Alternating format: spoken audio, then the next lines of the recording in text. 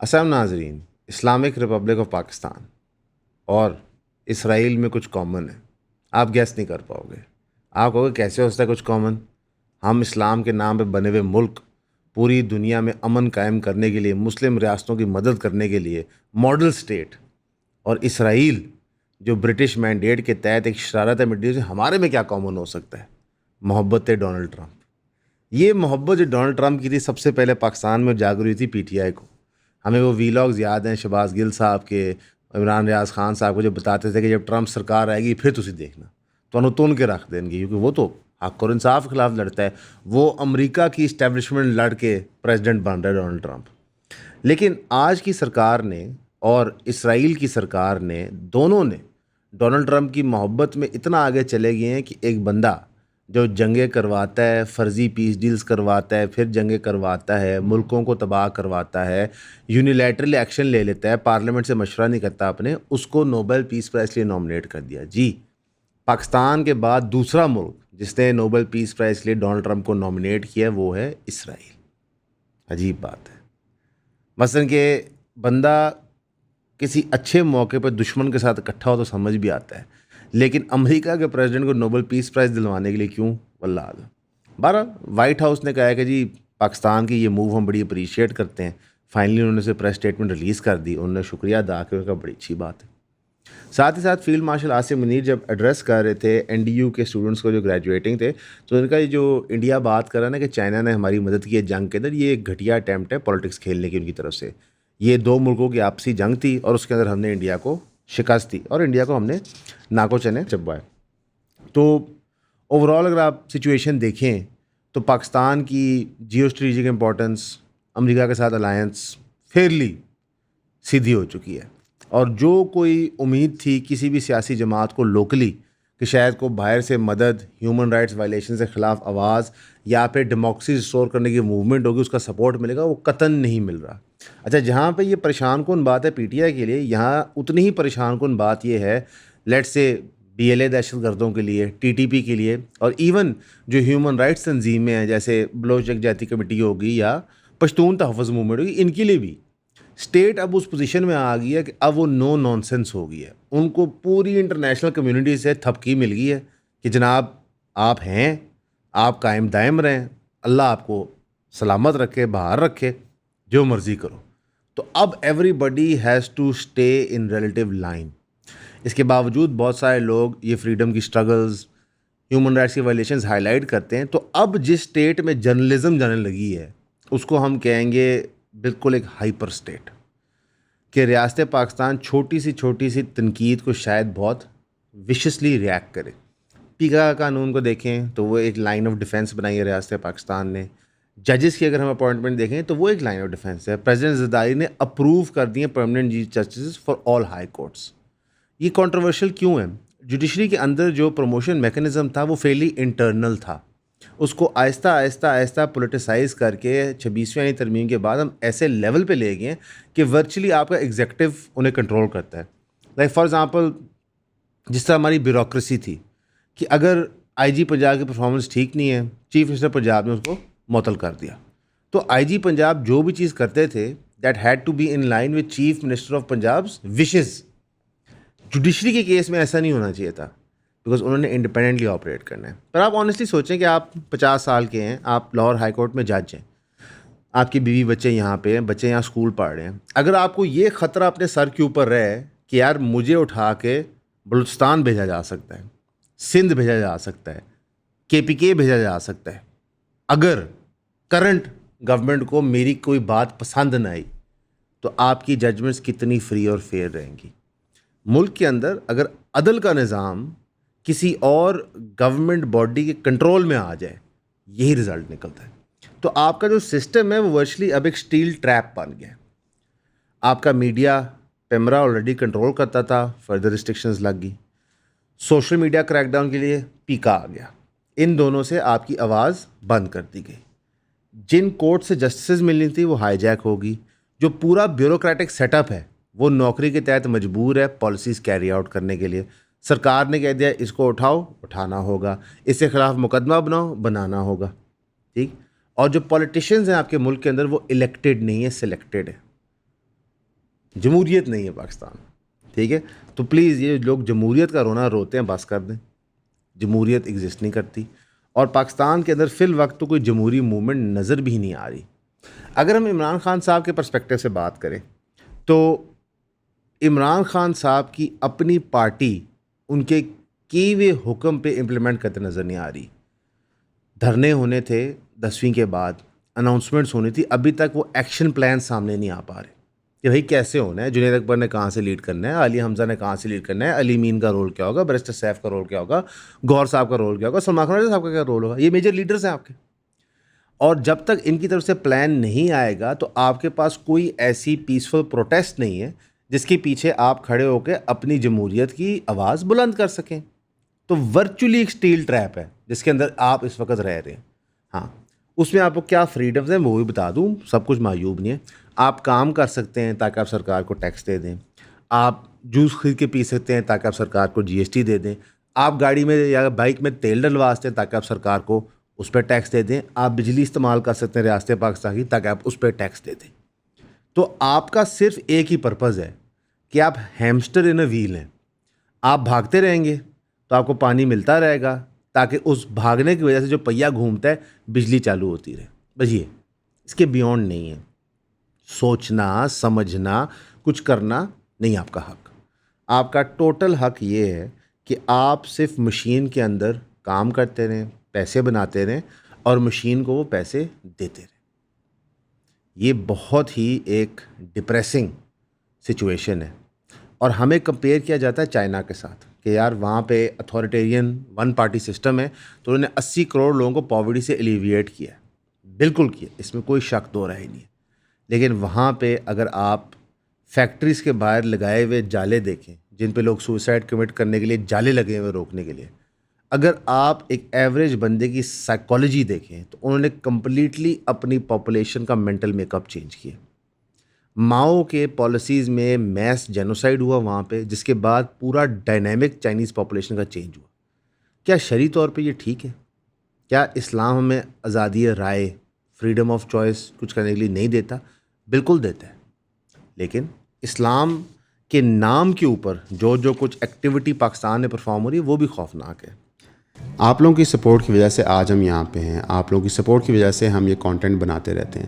آپ لوگوں کی سپورٹ ہمیں چاہے ان باکس ڈی ایم کی مد میں ہے، چاہے وہ کامنٹ کی مد میں ہے، یا اسپیشلی 3000 روپے کی سبسکرپشن کی مد میں ہے، ہمارے کام کو بہت آگے لے کے جاتی ہے۔ ہمیں کسی پلیٹ فارم کی طرف سے کوئی سپورٹ نہیں ہے۔ آپ کے سامنے ہمارا چینل ڈیمونیٹائز ہوا ہے، ایک دفعہ نہیں 2 دفعہ، اس کی وجوہات بھی ہم نے آپ کو بتائی ہیں۔ ڈیمونیٹائزیشن یا پھر کسی کی آواز بند کر دینا بہت غلط ہے، چاہے وہ کسی بھی ایشو پہ بات کر رہا ہو۔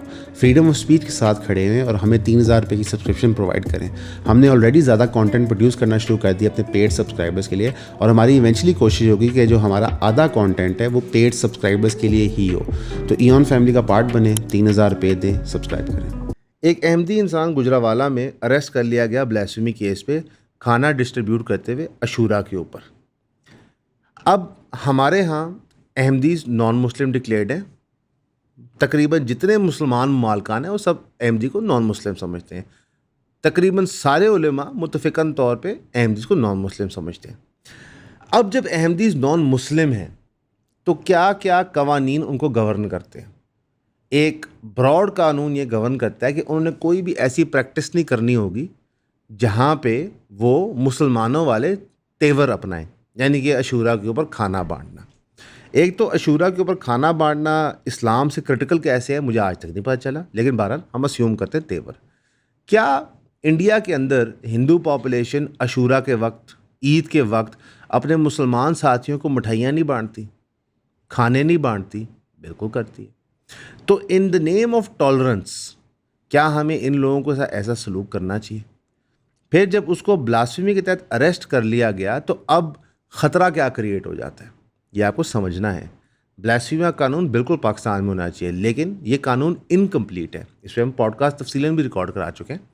حنفی مذہب کے مطابق بلاسفیمی کے قانون کے اندر ہمیشہ گنجائش ہوتی ہے معافی کی، ہمارے قانون میں وہ گنجائش ایگزسٹ نہیں کرتی، نہ اس کی ورڈنگ میں کہی ہے، جج کے اوپر چھوڑ دیا گیا کہ آپ معافی دینا چاہیں یا نہیں۔ وہ بھی انکریکٹ ہے، معافی بندے کی طرف سے ہوتی ہے، جج معافی نہیں دے سکتا کسی چیز کے اندر، جج کو تو پروسیکیوٹ کرنا ہے اکارڈنگ ٹو لا۔ بارہ اب اس سچویشن کے اندر اگر ہمارا قانون کریکٹلی بنا ہو تو let the law of the land proceed, کہ آپ قانونی کارروائی ہونے دیں. لیکن یہاں پہ ہوتا ایسے نہیں ہے. اب جس بندے کو اریسٹ کیا گیا ہے اس کی ساری فیملی ونریبل ہو گئی ہے وہاں پہ، اس کے بچے، بیوی، والدین، رشتہ دار سب ونریبل ہو گئے ہیں. اب جو وہ پورا علاقہ ہے جہاں پہ وہ رہتے ہیں اس کو وہ ایز احمدی بلیسفیمر دیکھتے ہیں. ایک تو احمدی ویسے ہی اپنے کو پاکستان میں احمدی ڈکلیئر نہیں کرتے، بتاتے نہیں ہیں، ایک ڈر خوف ہوتا ہے. لیکن اس کے بعد تو معاملہ اور بھی خراب ہو جاتا ہے. اور یہ صرف احمدی بندے کا ایشو نہیں ہے، جنرلی پاکستان کے اندر کسی پہ بلیسفیمی کا چارج لگ جائے یا آن لائن ایلیگیشن لگ جائے اس کو جان کے لالے آ جاتے ہیں. ہم نے دیکھا رجب بٹ جو فیملی ویلاگر ہے جن سے ہمارا پرنسپل اختلاف ہے، جو اسپیشلی جو انہوں نے طرح ریویوز کے ساتھ کیا تھا اس بات کے اوپر، جب ان پہ یہ ایلیگیشن لگا تھا تو ان کو ملک چھوڑنا پڑ گیا تھا فار اے ٹائم بینگ، کہ جان ونریبل ہو گئی تھی. ابھی میں دیکھ رہا تھا کچھ علماء نے اس کے اوپر گستاخ صحابہ کا فتویٰ دے دیا کہ جناب یہ گستاخ صحابہ ہے. تو اگر تو بھائی میں نے سلمان پہ کوئی قانونی کارروائی کرنی ہے تو یہ میرا رائٹ ہے، سلمان کو اپنے آپ کو کورٹ میں ڈیفینڈ کرنا اس کا رائٹ ہے. لیکن اگر ایک ایلیگیشن یا قانونی دفعات ایسی لگ جائے کہ جس کے بعد سلمان کی لائف عوام الناس سے ونریبل ہو جائے تو یہ تو پرابلم ہے. یہ تو کوئی شرعی اصول نہیں ہے، آپ قانون اپنے ہاتھ میں لے ہی نہیں سکتے.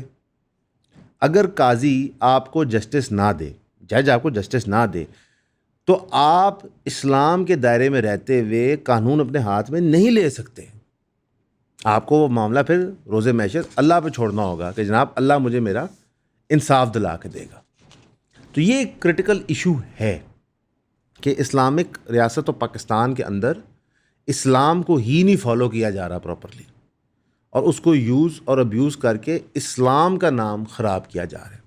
یہ بھی ایک پرابلم ہے جو ہمیں سوچنی چاہیے، ایڈریس کرنی چاہیے. اور ادھر ریاست پاکستان پھر بھی کوئی گنجائش دے دیتی ہے کہ چلو آپ اپنے مذہب کو پریکٹس کرنے کے لیے ایفرٹ کر لو، لیکن اس کو اگر آپ کہو کہ ہم اسٹیٹ لیول پہ امپلیمنٹ کریں گے وہاں پہ وہ آپ کو کرش کر دیں گے، وہاں پہ آپ کو اجازت نہیں دیں گے. ظاہر ہے کیونکہ اسلام کا نیریٹو ان کی تشدد کی پالیسی میں فٹ ان نہیں کرتا. کوئی بھی سیاستدان اسلام کا لبادہ تو اوڑھنا چاہتا ہے پر امپلیمنٹ نہیں کرنا چاہتا. ورنہ اگر ہم حضرت عمر رضی اللہ عنہ کی مثال دیکھیں تو ان میں سے کون ہے جو ایک چٹان پہ زمین پہ سو سکتا ہے؟ کوئی بھی نہیں. یا جب اونٹ پہ سواری کر رہا ہے تو باری دے اپنے ملازم کو، سواری پیدا نہیں ہوتا. ان کے ملازمین تو 16 ارب کے اکاؤنٹ کے ساتھ نکلے جاتے ہیں. تو میں نے نہیں خیال کہ خلفاء راشدین کے دور میں کسی کا ملازم چھوڑ مالک کے پاس اس طرح کی دولت ہوگی. تو یہ صرف اس کا لبادہ اوڑھتے ہیں، اس کو فلی امپلیمنٹ نہیں کرنا چاہتے کہ ان کا اپنا نقصان ہوتا ہے. ایک اور خبر ہم آپ کو بتانا چاہتے ہیں کہ ٹیکسٹائل ایکسپورٹ 7.22% انکریز کر گئی ہیں 23 سے 24 کی بنسبت. یعنی کہ 23 سے 24 میں ہماری جو ٹیکسٹائل کی ایکسپورٹ تھی وہ $16.68 بلین کی تھی، اور 24 سے 25 ہماری ٹیکسٹائل ایکسپورٹ تھی 17.88. تو یہ خوشائن بات ہے، لیکن یہاں پہ بتانا ضروری ہوگا کہ یہ ایکچولی نیچے آئی ہوئی ہیں. یہ 2021 سے فسکل ایئر 2022 یعنی کہ 21 سے 22 کا ڈیٹا تھا، اس کے اندر آپ کی 19.3 بلین تھی. یعنی کہ یہ 19.3 بلین سے گری اور اب یہ واپس ریکوری کے اوپر ہے. تو یعنی کہ ہم جس ٹارگیٹ میں 22 میں کھڑے تھے آج ہم 25 میں اس ٹارگیٹ پہ نہیں ہیں. اور جس طرح بجلی مہنگی ہو گئی ہے وہ ٹارگیٹ ریکوریبل بھی نہیں لگ رہا. اور ٹیکسٹائل آپ کی بیک بون ہے، اس کی وجہ یہ ہے کہ میجر سیکٹر آف امپلائمنٹ ہے یہ آپ کا پنجاب کے اندر، سندھ کے اندر، اور اس کا جو دھچکا ہمیں لگا تھا اس سے بہت بڑا نقصان ہوا تھا. ایک طرف یہ ایک سارٹ آف خوشخبری ہے ریکوری کی، تو وہاں پہ ہمارے پاس ایک دکھی خبر ہے آپ کے لیے. 40 بلین کی فائنینشیل ارریگولیرٹی نکل آئی ہے کراچیز NICVD. NICVD کیا ہے؟ National institute of cardio vascular diseases Karachi. یعنی کہ وہ ادارہ جس نے آپ کی سروسز دینی ہے ہارٹ ریلیٹڈ معاملات پہ، اس کے اندر فسکل ایئر 23 سے 24 40 ارب روپے کی ڈسکریپنسی نکل آئی ہے. یہ وہی ڈسکریپنسی کی لسٹ ہے جو ہم نے آپ کو پنجاب کی بھی دکھائی. ہم نے کہا مذر آپ کو کراچی کا بھی لائٹ ٹچ کرا دیں تاکہ آپ کو پتہ چلے کہ یہ پرابلم کتنی ریمپنٹ ہے پورے پاکستان کے اندر.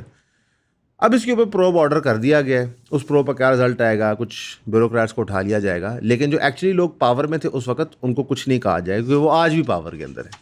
تو لہٰذا میں نے کہا کہ آپ کو بتا دیں کہ یہ جو لوٹ مار کی داستان ہے یہ تقریباً ہر جگہ چل رہی ہے. اب یہ تھی ناجائز لوٹ مار, سرکار نے کہا جی جائز لوٹ مار بھی ہونی چاہیے. آپ کو بتاتے ہیں کیسے.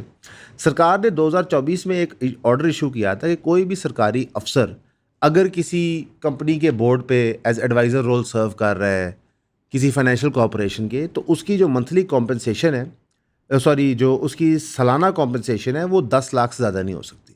کہ وہ سیلری بھی وڈرا کر رہا ہے سرکار سے تو سالانہ وہ 10 لاکھ لے سکتے ہیں. سرکار نے ان اٹس جینیس فیصلہ کیا کہ یار ایسے نہیں ہونا چاہیے, اس قانون کو ختم کر دو. عجیب سی بات ہے, کیوں ختم کر دو؟ اس کی کیا وجہ ہے, جسٹیفیکیشن دی؟ تو سرکار نے ایسے کوئی جسٹیفیکیشن نہیں دی, لیکن ہم آپ کو ایون میں بتا دیں اس کی وجہ کیا ہے.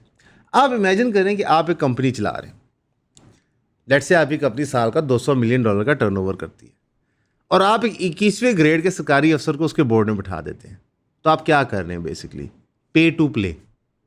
وہ سرکاری افسر آپ کے بیوروکریٹک معاملات مینیج کر کے دیتا ہے, اس کی آپ کو بہترین سے سیلری پیکیج لگا دیں تو وہ آپ کے لیے دن رات صبح شام آپ کی پروموشن, آپ کے کام ایزی کرنا, آپ کی ارریگولرٹیز کو ریگولرائز کرنا یا پھر ارریگولرٹیز کو کور اپ کرنا, اس کا کام کرتا رہتا ہے. ایک زمانہ تھا کہ ہم نے بحریہ ٹاؤن میں دیکھا کہ ملک ریاض صاحب ریٹائرڈ آرمی آفیسرس کو نوکریوں پر رکھتے تھے. دیکھا دیکھی سب ڈیولپرز نے کرنا شروع کر دیے کہ ان کو لگتا تھا کہ ریٹائرڈ آرمی آفیسر رکھنے سے ہمارے جو LDA کے معاملات اور معاملات ہیں وہ ہینڈل ہو جائیں گے.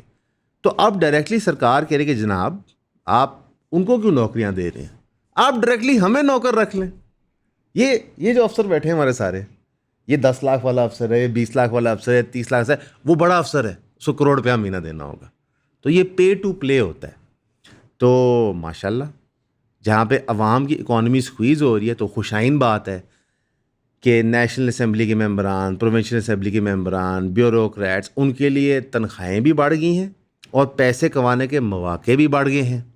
بجلی ان کی سبسڈائز, تیل ان کا سبسڈائز, گاڑیاں ان کو, ڈرائیور ان کے پاس, تو پیسے بھی انہیں کو کمانے چاہیے نا. میں اور آپ تو یہاں پہ جھک مارنے بیٹھے ہوئے. مثلا یہاں پہ ایون پہ پیسے کمانے کے لیے ہم پاگل ہو گئے, دن کی 4 ویڈیو ریکارڈ کر رہے ہیں. ٹھیک ہے, مجھے رکھ لو بورڈ پہ کسی کے, میں نے 11 سال پراپرٹی کا کام کیا ہوا ہے, اربوں روپے کی ٹرانزیکشنز کرائی ہوئی ہیں, مجھے کوئی رکھ لے یار خدا کے واسطے. بٹ نو, ہم ایک بیوروکریٹ رکھیں گے جس نے زندگی میں ایک دن کاروبار نہیں کیا, وہ ایڈوائز کرے گا کہ کیا کرنا چاہیے, کیسے ہونا چاہیے. بائی دا وے جو 23 سے 24 کے ہم آپ کو آڈیٹر جنرل کی رپورٹس بتا رہے ہیں نا, یہ وہ دور تھا جب ٹیکنوکریٹس کی ٹرانزیشنری گورنمنٹ تھی. تو جو انہوں نے چھکے مارے ہیں ماشاءاللہ, اللہ بچائے ان سے ہمیں. اوور آل کا پوزیشن دیکھیں تو ملک کی بہت اچھی ہے, کوئی چوری چکاری یہاں پہ نہیں ہو رہی, سارے معاملات ٹھیک جا رہے ہیں. ایویں لوگ جمہوریت کرتے ہیں, ہمیں تو آمریت بہت پسند ہے. مثلا میں نے سلمان تسلیم کر لیا کہ آمریت ہی ٹھیک ہے. تو آپ سبھی ہمارے لیے دعا کیجیے گا, آمریت کے لیے بھی دعا کیجیے گا, اور سب سے زیادہ جو ہمارے غریب بے روزگار بیوروکریٹس ہیں ان کے لیے دعا کیجیے گا. ہمیشہ کی طرح آپ کا سننے کا شکریہ.